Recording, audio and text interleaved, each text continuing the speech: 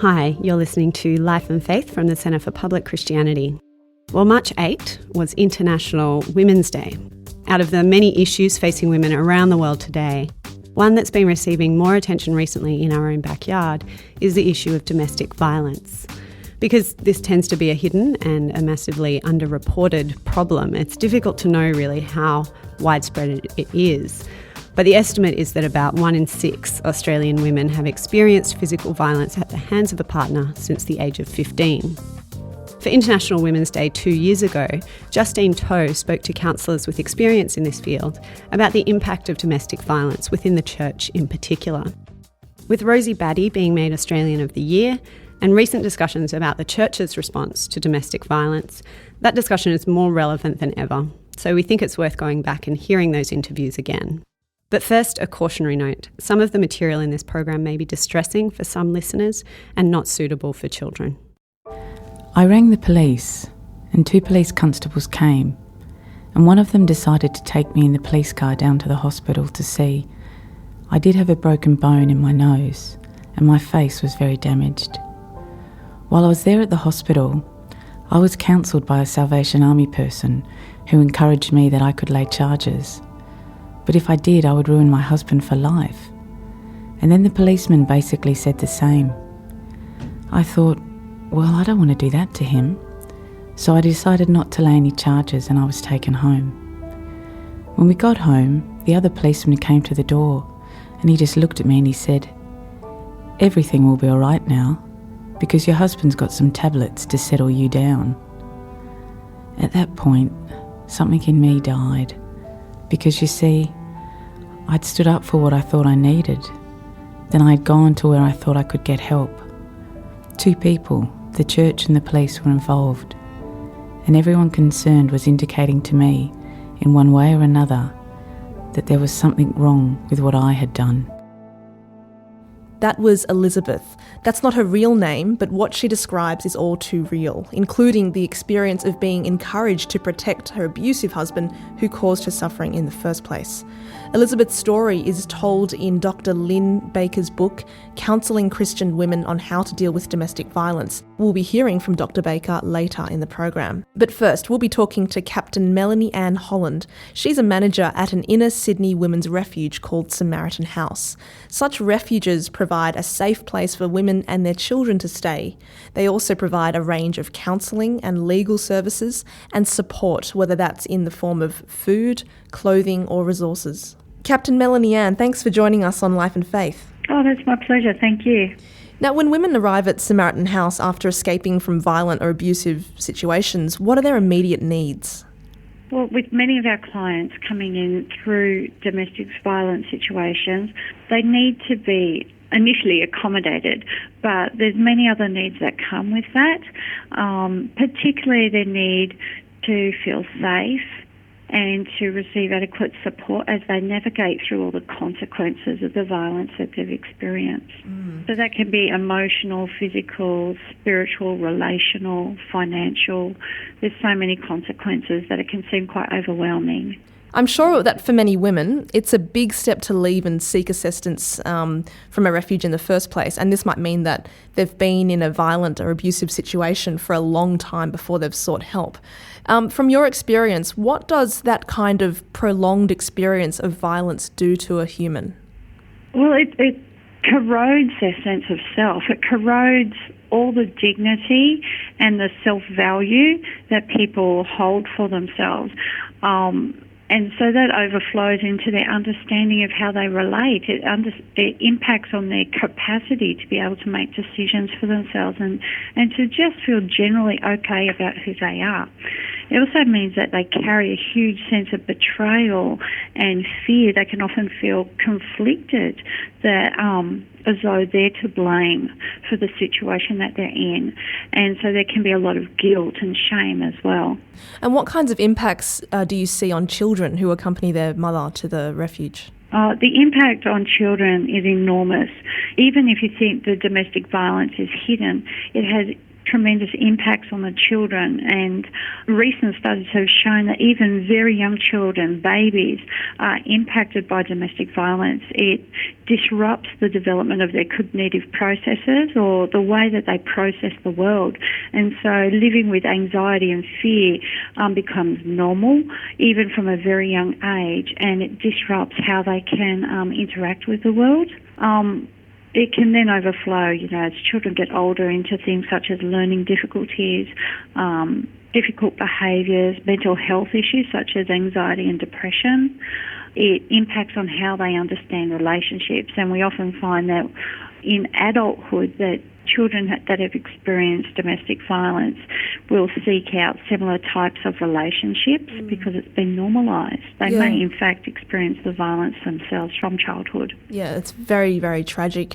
You said earlier that the adult woman will feel like her sense of self is corroded. It sounds the same for the children as well.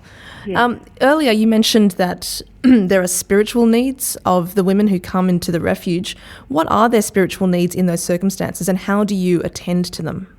So I would say that the needs in a general sense are for safe space and reassurance, for support in their decision making, for good listening, and to hear messages of life and dignity, as well as getting good counselling.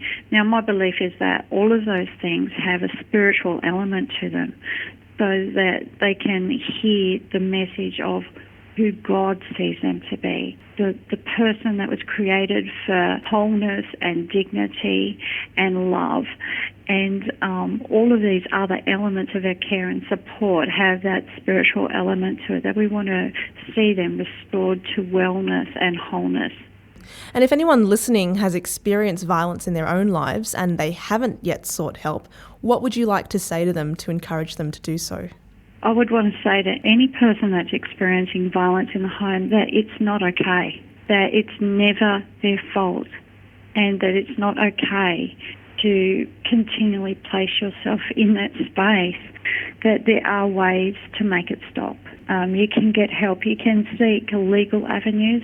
It's great for you to be able to say that's enough, and for the sake of yourself, and if children are involved, for the sake of your children as well, to be able to either get out or make some other arrangements so that you have space away from those behaviours, and then you can work it out. But first of all, take the action to make the violence to stop. We've just been hearing from Melanie-Anne Holland, a manager of one of the women's refuges operated by the Salvation Army. If you've just joined us on Life and Faith, we're discussing domestic violence in Australia in light of International Women's Day. We turn now to Dr Lynne Baker from the University of Queensland, where she teaches in counselling and educational psychology. Dr Baker is also connected with the Salvos. For 3 years, she worked as a Salvo Careline counsellor, and she continues to train counsellors on how to support people through domestic violence. We earlier heard Elizabeth's story from Lynne's book, Counselling Christian Women on How to Deal with Domestic Violence. Of course, the kinds of experiences of domestic violence described in the book are not confined to Christian women, but will be applicable to anyone who's ever experienced violence. I spoke by phone with Lynne from Queensland. Now, you spent 3 years as a Salvo Careline counsellor. Obviously, people ring in who are distressed for many different reasons. Domestic violence might be one of them. But when people do ring in, what do they most need from counsellors when they're calling in those situations? Initially, they need the counsellors to listen, and listen carefully, to believe their story and to validate their feelings, to show them respect, and also to ensure that they are safe right at that particular moment, and ask them whether or not they are safe, and then if they are not, help them to determine the best way to become safe and get to a safe place. So Lynne, when you heard Elizabeth's story for the first time, you must have been astounded that this was the reaction that she had.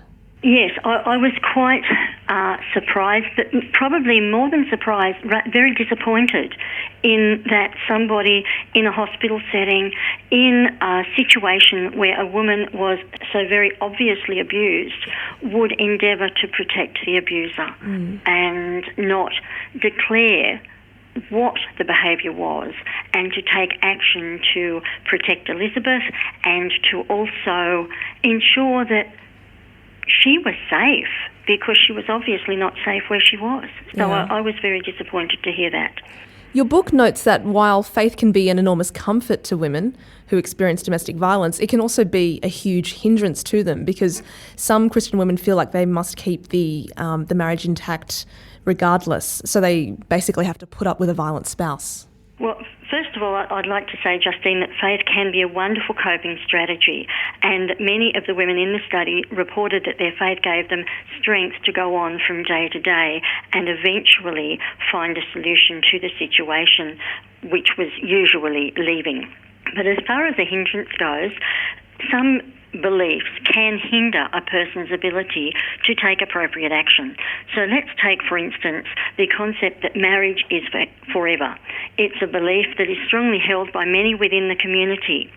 And while this belief is good and it's wholesome and well-intended, when domestic violence is concerned, when people attempt to live according to the very strong belief that marriage is forever, it can result in a woman remaining trapped within a domestic violence relationship, believing that leaving the relationship and also seeking divorce would be breaking a solemn vow. But the thing that I would like to state very, very clearly is that while it takes two people to enter into marriage as a binding agreement, it only takes one to break that agreement. And in the case of domestic violence, the union is broken not by the divorce, but by the actions of the perpetrator. So that means that the abused woman does not need to stay, let's say, like she's not being... She does not need to stay. She does not need to feel guilty about leaving, because divorce is only the legal acknowledgement of the already broken relationship. Can we talk about forgiveness and grace? Mm-hmm. Because this is obviously a wonderful message of the Christian story that puts no one beyond redemption. But how do we navigate this question of forgiveness when it comes to situations of domestic violence? First of all, I believe that we need to recognise forgiveness as a process. It's not just something that happens magically overnight because we think, well, we really should forgive that person. And there are those, unfortunately, who would actually push people to forgive regardless of the offence and the number of times it's been repeated. And this is really not a fair expectation. We have to understand that forgiveness can take time. Forgiveness is not a case of forgive and forget. It's not a case of allowing oneself or one's children to be continually abused. Forgiveness does not mean that the victim should remain with the abuser, attend mediation, or consider reconciliation. All those things remain the choice of the victim.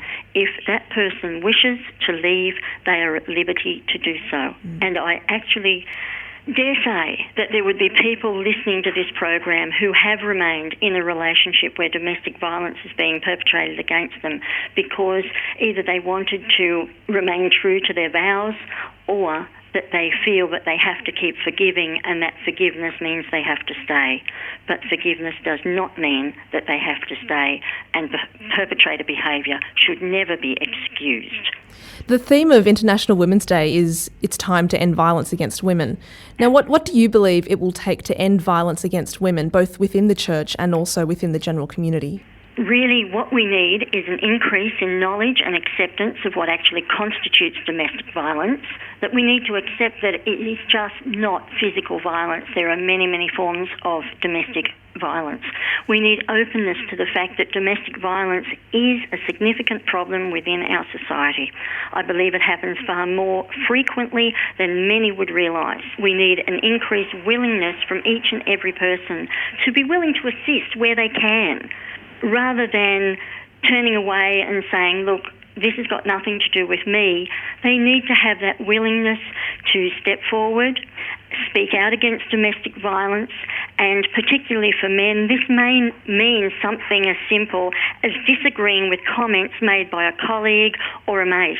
It might mean not laughing at or engaging with stories that reflect either violence or disrespect of women, either specifically or in general. That was Justine Toh speaking with counsellor and author Dr Lynne Baker, and before that, Captain Melanie-Anne Holland from the Salvation Army.